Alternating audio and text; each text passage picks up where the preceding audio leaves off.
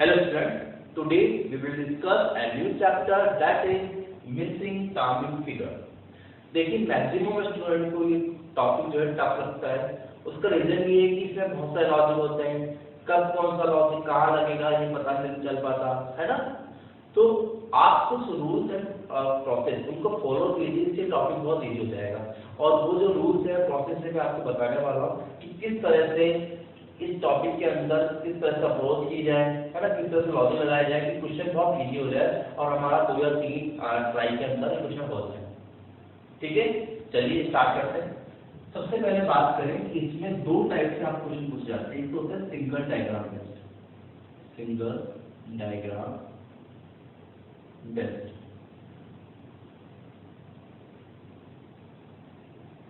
ठीक है, अब इसमें किस टाइप के क्वेश्चन पूछे जाएंगे, इसमें केवल एक ही डायग्राम दिया होता है आपको, जनरली मैट्रिक्स दी होगी है ना, जैसे मैट्रिक्स है।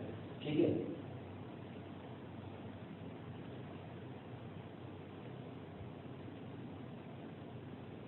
अब इस मैट्रिक्स में आपको पता है कुछ नंबर फिल होते हैं है ना, कहीं पे भी क्वेश्चन मार्क वो लगा देते हैं, किसी ब्लॉक के अंदर जो नंबर लगाया था आपको फाइंड करना होता है ना।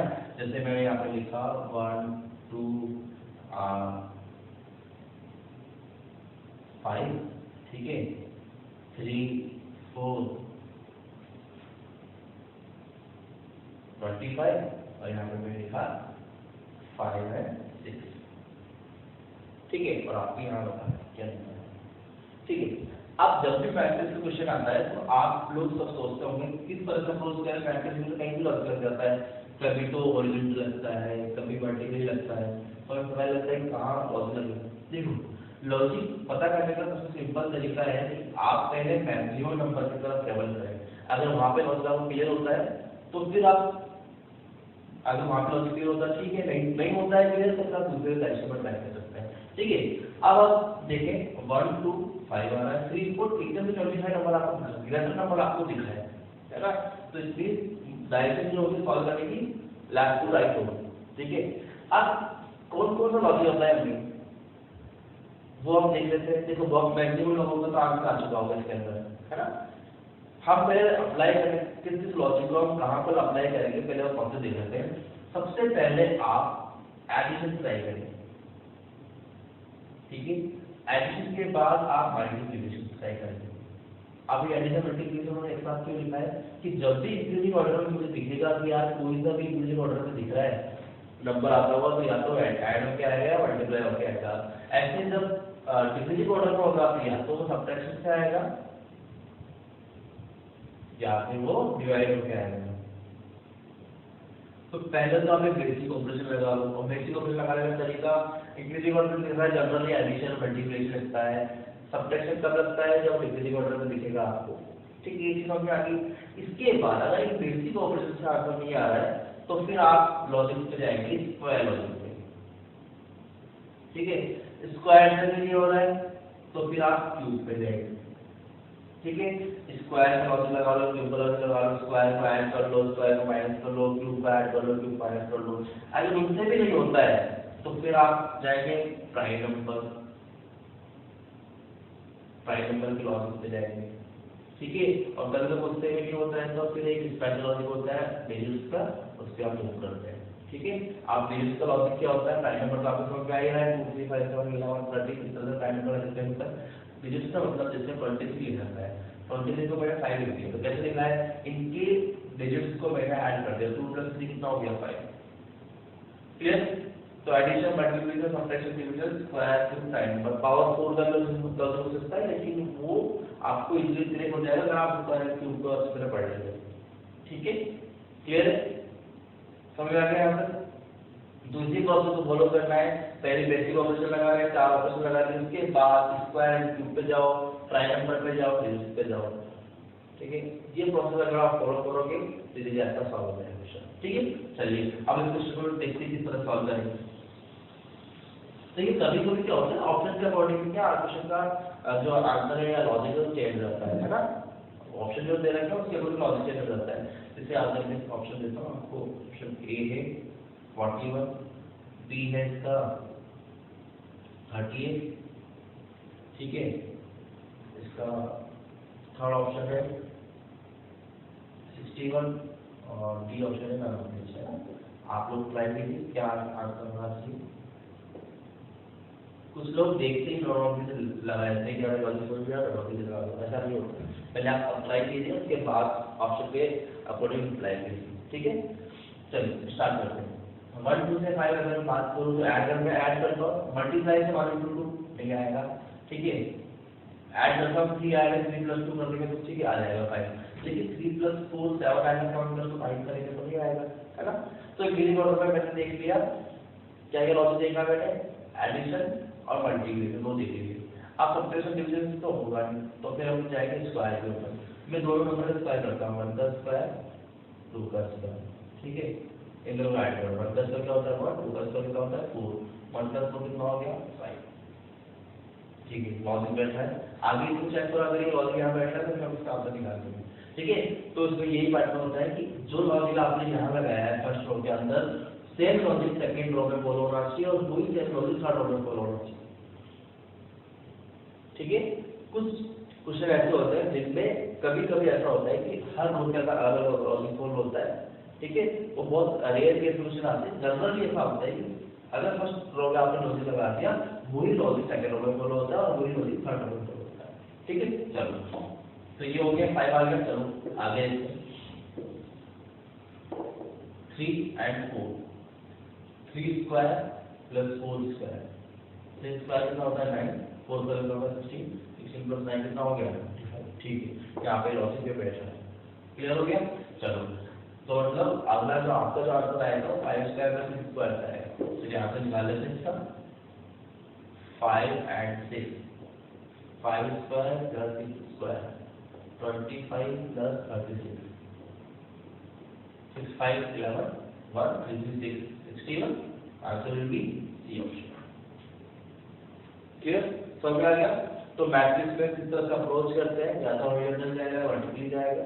ठीक है, इसके और भी टाइप के क्वेश्चन होते हैं वो हम डिस्कस करेंगे। ठीक है, चलिए स्टार्ट करते हैं सिंगल डायग्राम बेस्ड क्वेश्चन। चलिए फर्स्ट क्वेश्चन है आपके पास में,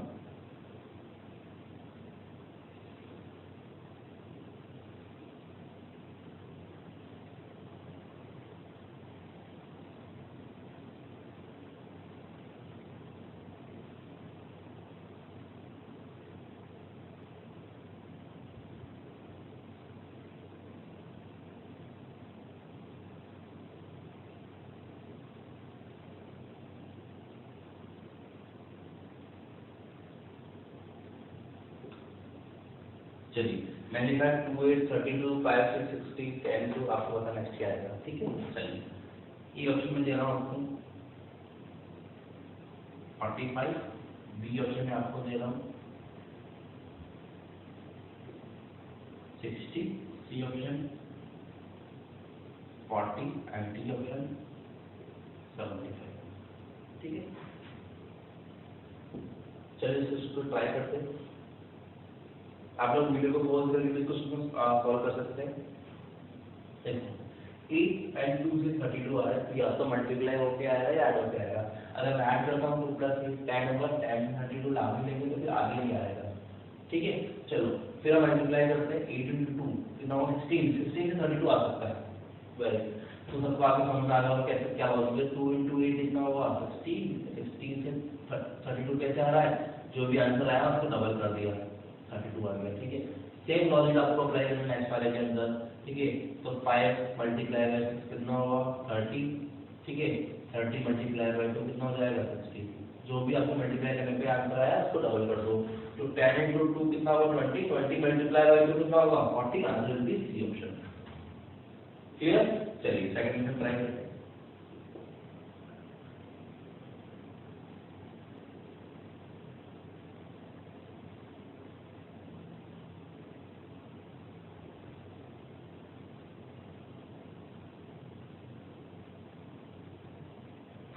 नाइन 5 16,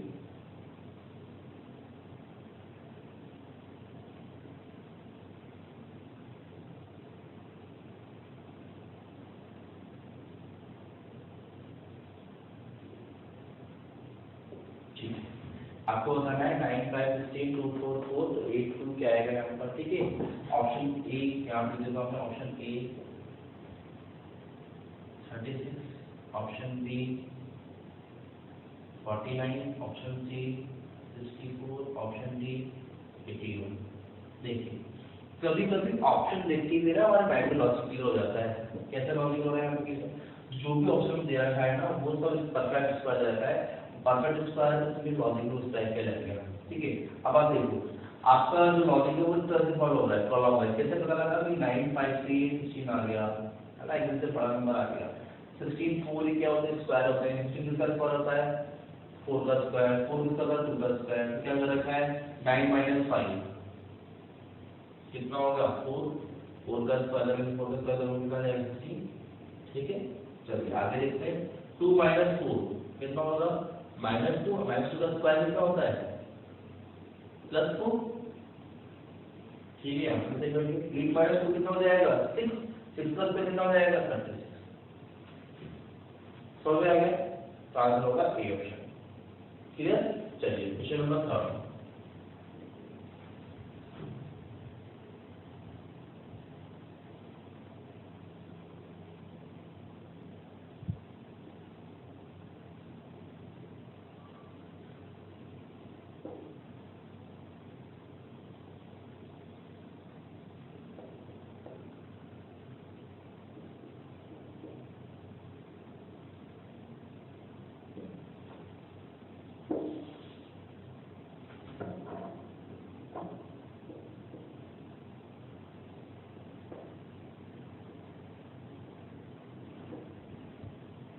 चलिए बताइए 149 क्वेश्चन। अब इस सर्कल के अंदर आपको नंबर दिख रहे हैं 149। अभी देखते पता लग रहा है 1 जो है किसका स्क्वायर है 1 स्क्वायर, 4 किसका स्क्वायर 2 का स्क्वायर, ये क्या है 3 का स्क्वायर, यहाँ पे कितना है 4 का स्क्वायर आ जाएगा, ठीक है। 1 square 2 square 3 square 4 square 4 square का आंसर 16। आप इसका एडिशन यूज से भी कर सकते हो, 1 + 3 4, 4 + 5 9, 9 + 7 16, ठीक है। Answer will B A option, done. चलिए नेक्स्ट क्वेश्चन ट्राई करते हैं इसी टाइप का।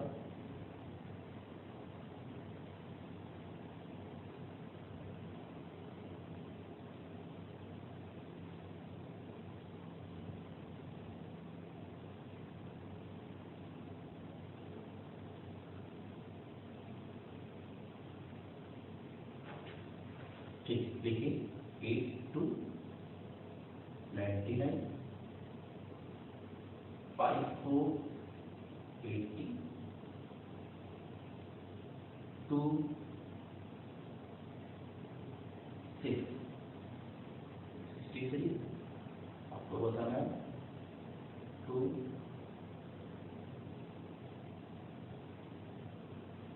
3 4, यहाँ पे क्या है, ठीक है। क्वेश्चन आपको दे रखा है 8 2 99 5 4 80 2 6 63 3 4 क्वेश्चन मार्क, ठीक है। मिडिल क्वेश्चन मार्क दे रखा है। मैं आपको ऑप्शन दे देता हूँ, A option 49, B option 47, C option 48, D option 50। चलिए ट्राई कीजिए, देखिए किस तरह का अप्रोच करेंगे।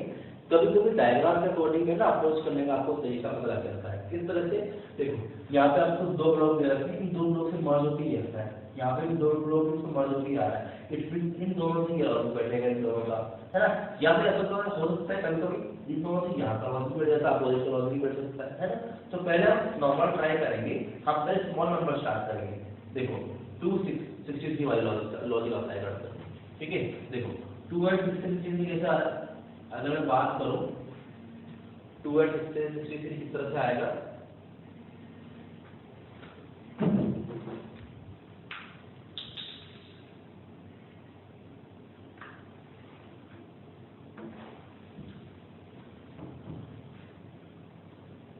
टू प्लस 6 8, ठीक है।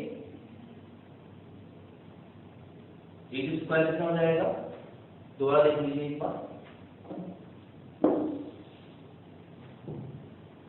2 6, इन दोनों का ऐड करो, 2 + 6 कितना हो गया 8, ठीक है। 8 तो स्क्वायर कितना होगा 64, 64 माइनस 1 कितना हो जाएगा 63। ये स्क्वायर को शिफ्ट कर रखा है, स्क्वायर माइनस 1 कर रखा है। 2 + 6 कितना हो गया 8, 8 का स्क्वायर 64, 64 माइनस 1 कितना होगा 63। क्लियर, समझ आ गया। चलो अब ऐसे यहाँ पे लॉजिक अप्लाई हो जाएगा। 8 + 2 कितना हो रहा है 10, 10 स्क्वायर 100, 100 माइनस 1 90, ठीक है यहाँ पे सही हो रहा है। 5 + 4 9, 9 का स्क्वायर 81, 81 माइनस 1 80, ठीक है। तो आंसर क्या हो जाएगा 3 + 4 7, 7 स्क्वायर माइनस 1, तो पार्ट में माइनस 1 कितना हो जाएगा 40, ऑप्शन पे सी ऑप्शन। क्लियर, समझ आ गया आप लोगों को। तो आज के लिए इतना ही, नेक्स्ट क्लास में कुछ और क्वेश्चन को ट्राई करेंगे। Thank you, have a nice day.